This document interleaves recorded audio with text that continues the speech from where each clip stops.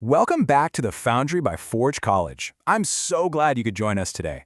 So, building right off our previous lesson on environmental impact and selection guidelines, we're going to map out the real-world energy footprint of mining. And look, I promise we're going to do this without putting you to sleep with some dry, boring textbook reading.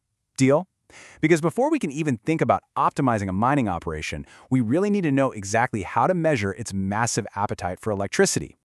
Okay, here's the blueprint for today's explainer, which is going to take us step by step through the math and engineering concepts of energy use.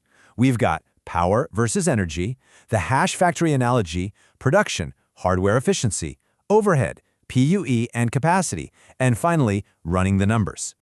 All right, Section 1, Power versus Energy, Knowing the Difference. Let's dive right in by clearing up what is literally the single most common roadblock in energy modeling. Seriously, it's the difference between power and energy. Confusing these two, well, that's the easiest way to completely derail a multi-million-dollar procurement strategy. Now, usually procurement deals are going to quote a device's power, but your monthly electricity bill, that actually charges you for the energy consumed over time. So basically, one is capacity and the other is total consumption. Think of power as exactly how fast the electricity is flowing into the machines at any given split second. It's an instantaneous rate.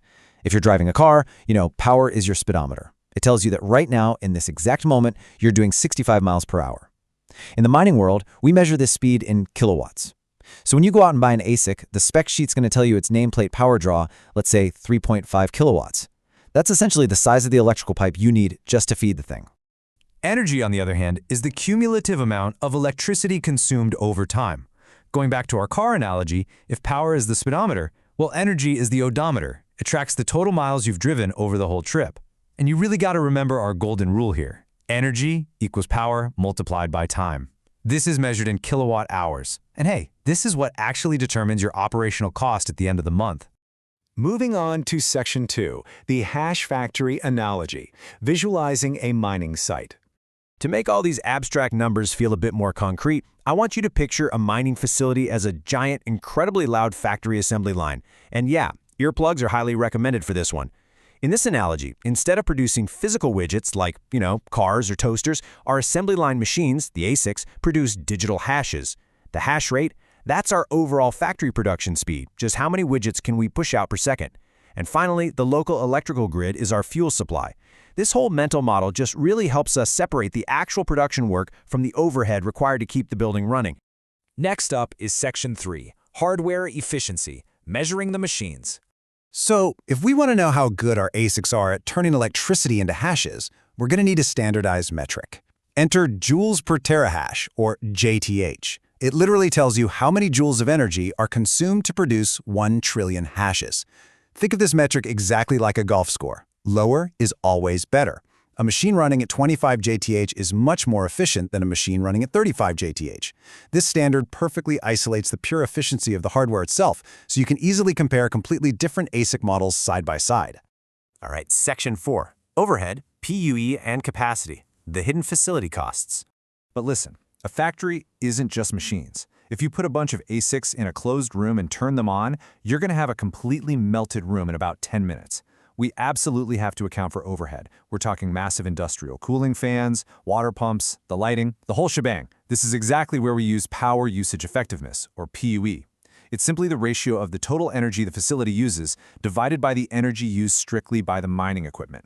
A perfect PUE is 1.0, meaning every single watt goes directly into the ASICs. But in the real world, two identical racks of ASICs can have wildly different total energy needs depending entirely on how smartly the facility's cooling is actually designed.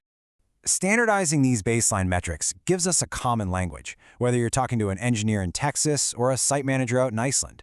You've got J/TH for hardware efficiency, average power draw for your electrical pipe size, energy consumption for your actual utility bill, capacity factor for how often you actually run the machines, and finally, PUE for your facility's cooling tax. It really puts everything into perspective. Which brings us to Section 5, Running the Numbers, Calculating a 1 megawatt facility. Now, theory is great and all, but practical application is where the real magic happens. Let's put on our factory manager hats for a second. If we have a 1 megawatt facility filled with ASICs that each draw 3.5 kilowatts of power and produce 100 terahashes per second, what is our actual daily energy footprint? Now, I know it sounds a bit like a terrifying high school math problem, but I promise the steps are actually very straightforward. Okay, first, we find our per-device hardware efficiency. 3.5 kilowatts is 3,500 joules per second. We divide that by our 100 terahashes, and we get a nice clean 35 joules per terahash. Second, we scale up to our 1 megawatt facility limit.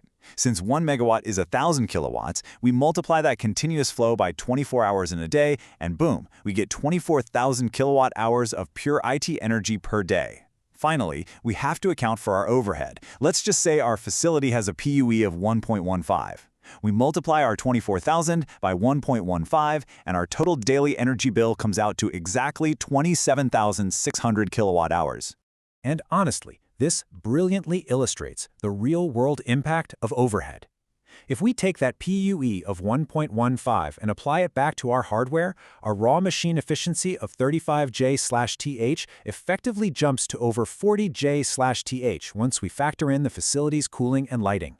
Let that sink in. You might have bought a hyper-efficient 35J/TH machine, but your facility design is turning it into a 40J/TH reality. This is exactly why you absolutely cannot look at hardware specs in a vacuum. Because energy consumption doesn't just happen in a static spreadsheet. It happens out there in the real world, across all different time horizons. Over the span of hours, diurnal shifts in grid demand might force you to power down, which lowers your capacity factor. Over months, summer heat waves are going to drastically worsen your PUE as those cooling systems work overtime. And over years, the carbon intensity of your local grid determines your actual environmental footprint. So a highly efficient ASIC can still have a massive environmental impact over time if it's plugged into a carbon-intensive grid that fluctuates seasonally. And that brings us to our final takeaway for today. Next time you look at a mining operation, don't just ask what ASIC they're running. You've got to ask yourself, are they optimizing the machine's J/P? Are they lowering the facility's PUE overhead? Or are they optimizing their grid sourcing? It's like a giant puzzle. Be sure to visit forge.college to explore more Web3 concepts and start modeling these fascinating solutions for yourself. Thanks so much for learning with me today, and I'll catch you in the next explainer.